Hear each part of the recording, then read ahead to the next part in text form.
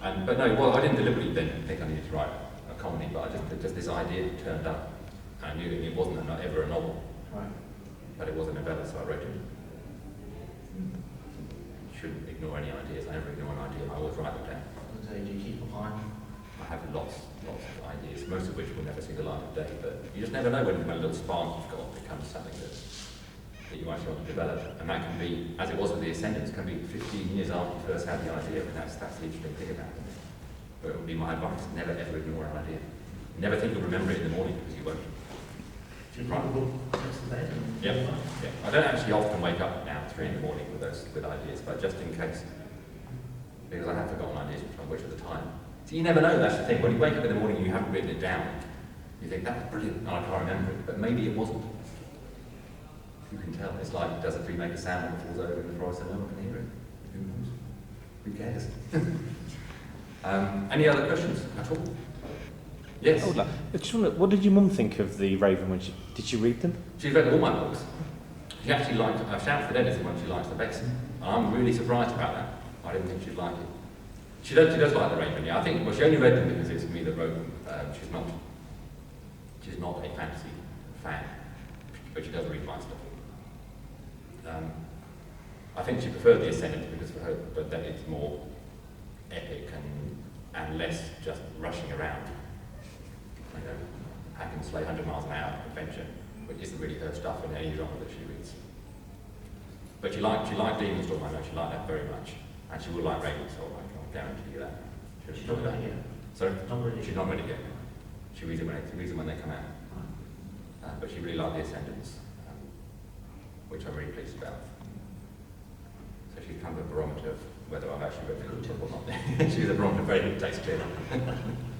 Impeccable. Any further? One of my all-time favourite scenes, I can't even remember which book it's in, but it's just the scene where Lizzie will tell you.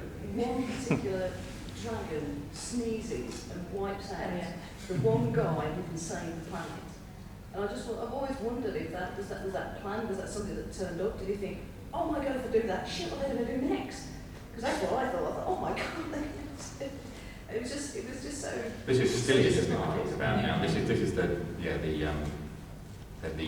outgoing Lord of the Mount, as he then was when he was a pile of ash on the ground.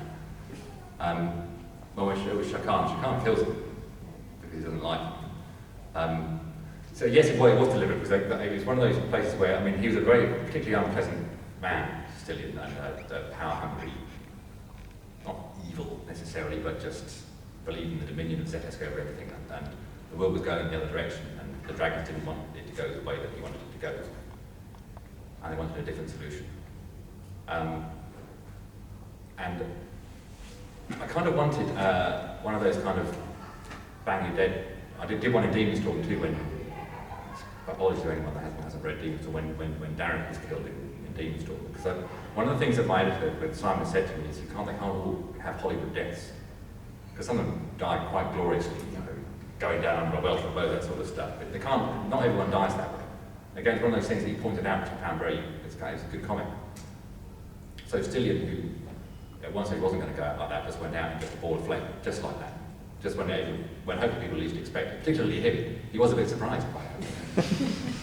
and the same for Darren, who's organising stuff and then gets killed by a falling wall. And it's utterly, there's no glory in it at all. In one regard, there's no glory in it whatsoever. And I think that's a good lesson for heroes, is that you can go out just like that. Which has been one of the things about the Raven, to be fair, is that they're just humans, or elves in some cases. And they are mortal and vulnerable. Everyone is. Even the dragon is vulnerable. And that's so. Yes, it was deliberate, and I did enjoy it. But it did give me a problem afterwards. Because you're right, he was the only man at the time who knew what to do, which is an issue. And he left no notes at home either. So. Any more? Any other hands? You. Yes. To what extent, looking back, have you been able to write completely free? And to what extent has the market dictated where you've gone? Have you felt you've been writing to the market that you've established? In some, in some regards, yes, and with the Raven, certainly. So I think once you've established a framework for a series of books which people are enjoying, it's a big mistake then to go and take it to another direction, to go and I'm trying to think of an analogy, but I can't think of one. But I mean, if I was to take a Raven book and then write it like a George Martin book, it would appear very, very strange. And I think people would not like it because it's not what. I don't think I'd write necessarily everything that people expect, but there are a set of expectations and there is a framework within which the Raven works. And outside of that, I don't think it would work. So yes, with the Raven, I wrote to, if you want to call it formula, call it formula. I didn't really write that way because, of course, that's how they do it. They save the world at an extremely fast pace, and some of them die. At its very basic level, that's what happens in a Raven novel. And so I didn't want to change that. I think if you change effectively the essence of what you're writing, then you've moved away from what you believe in. That's what I think. So that's why I didn't step outside that framework for the Raven. Similarly with the Ascendants I could, but the Ascendants was a completely free, that was a free canvas as far as I was concerned. So that was my breakout, if you like. And as I said, everyone wanted me to break out. So it can become a prison, I think, which is interesting. I think it's something else probably getting at. Okay, you can make yourself a jail of something which has been successful. And I've tried to break out of that with the Ascendants, and it hasn't quite worked. But I'm doing some more books now, which are going to, I think, be a happy medium between what the Raven framework was and what the Ascendant framework was. I think it's going to work. I hope so. They're about elves, so if you hate elves, then don't read them. Thank you, good question. Thank you very much. Any more? Yes, Paul? One more. The controversy over the age ranging of children's books. Yeah. At what age do you think your son would be ready to read the Raven? Well, I mean, I know that. My nephew, I had a nephew that read when he was 13. That's probably a pretty good age. I mean, there is some swearing, there is some sex, but it's not. It'd be nothing by the time he's 13 he won't have heard or seen. So I think you need to be realistic. And although you might want your children to so if this language is fully formed and stuff at 15 and know everything there is, they know much more before that. So if they put a 16 plus on the Raven, you'd be disappointed? I think it would be a stupid thing to do. I'm not for this. No. There are children's shelves for children's books, there are adult shelves for adult books, and if your child buys a book off the adult shelves, then they need to know that they're going to get adult things. It's really, really simple, and I don't understand why somebody's got on 8+. Who knows? Because one 8-year-old can read, has got a reading age of 15, another 8-year-old's got a reading age of 3. I mean, goodness me, so how can probably some group of ancient old farts, to use the Will Carling expression, know for every book what age they should put on that book? I don't see how it can work. The only people you can ask are children. It's those children and then you can ask readers, but I don't know. I'm not for it at all. I find it disturbing.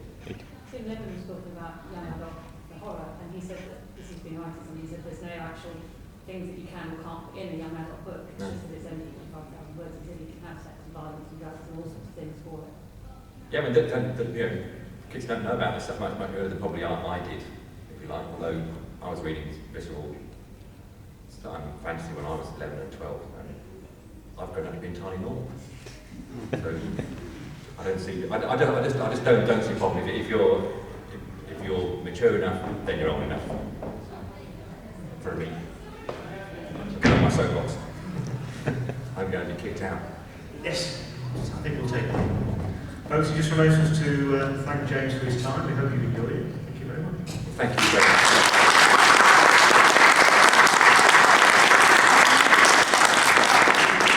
And thank you, Mark. Thank you.